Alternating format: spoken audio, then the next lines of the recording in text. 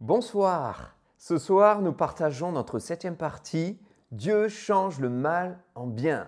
C'est dans le livre des Proverbes que je vous invite à lire ce simple verset qui parle de la sagesse. Ne crie-t-elle pas? Oui, la sagesse crie, elle attend, elle appelle des hommes qui seront prêts à l'entendre, à aller vers la sagesse. Et Jésus-Christ est notre sagesse. Proverbe 8, 35, car celui qui me trouve a trouvé la vie et il obtient la faveur de l'Éternel.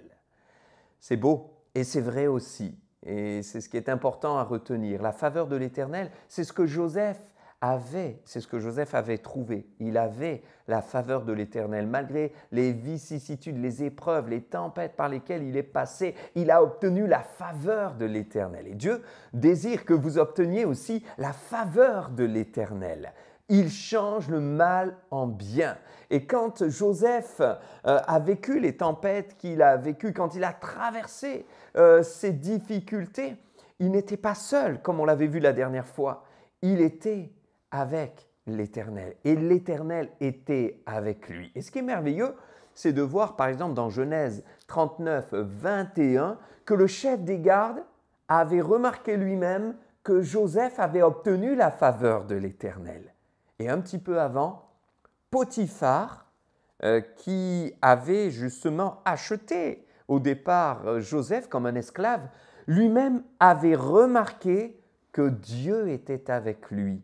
Il avait compris que Joseph avait la faveur de l'Éternel. Mes frères et sœurs, je crois que Dieu change le mal en bien. Et parfois, dans l'épreuve ou au travers de l'épreuve, Dieu va permettre que les autres voient que le Seigneur est avec vous. Peut-être des fois, nous, on ne pense qu'à nous, notre situation, le temps présent, la manière avec laquelle nous la vivons, et on pense surtout à nous-mêmes, et on ne se rend pas compte qu'on devrait regarder autour de nous. On se dit, oui, mais je le vis mal, j'aimerais tellement aller mieux, et la seule chose qu'on attend, c'est sortir la tête de l'eau, c'est aller mieux, c'est voir, vivre, expérimenter, retrouver une situation plus confortable et être en zone de confort. Et pourtant, Dieu lui permet l'épreuve parce qu'il voit bien au-delà, bien plus loin. Son désir, c'est qu'un témoignage puissant soit rendu autour de nous, à l'extérieur, et que les autres puissent voir que nous avons la faveur de l'Éternel. Mais comment peuvent-ils le voir si on ne traverse pas d'épreuves? Alors le Seigneur permet des situations qu'on ne maîtrise pas, des situations qu'on n'aurait pas imaginées.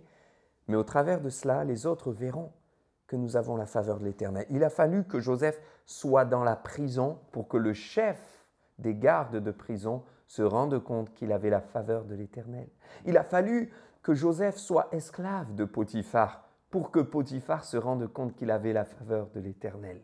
Alors regardons autour de nous, mes frères et sœurs, rendons-nous compte que à la fin de l'histoire, Joseph pourra lui-même dire, et ce passage, ce verset que nous avons retenu et qui fait l'objet de tout notre partage, il pourra dire à ses frères, vous aviez médité de me faire du mal, mais Dieu l'a changé en bien, mais pas pour rien, pour accomplir ce qui arrive aujourd'hui, pour sauver la vie d'un peuple nombreux.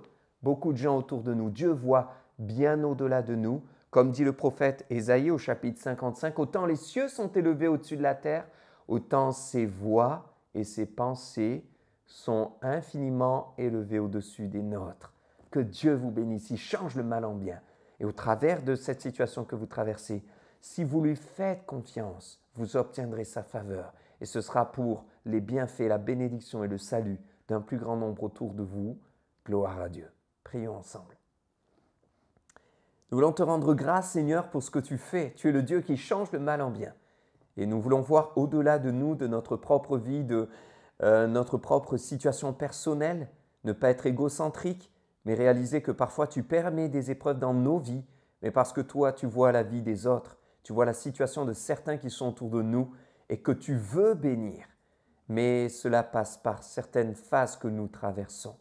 Ô Seigneur, je te demande d'encourager mes frères et sœurs dans ce qu'ils traversent. Tu es le Dieu qui ne change pas, un Dieu d'amour qui nous entend. Alors quand on crie à l'Éternel, il nous entend, il nous délivre de nos détresses. À toi la gloire, ton nom seul, pour l'éternité. Amen. Amen. Que le Seigneur vous bénisse abondamment et je vous donne rendez-vous demain matin pour notre culte en live à 9 heures. Vous pourrez le suivre aussi tout au long de la journée si vous le désirez. À bientôt.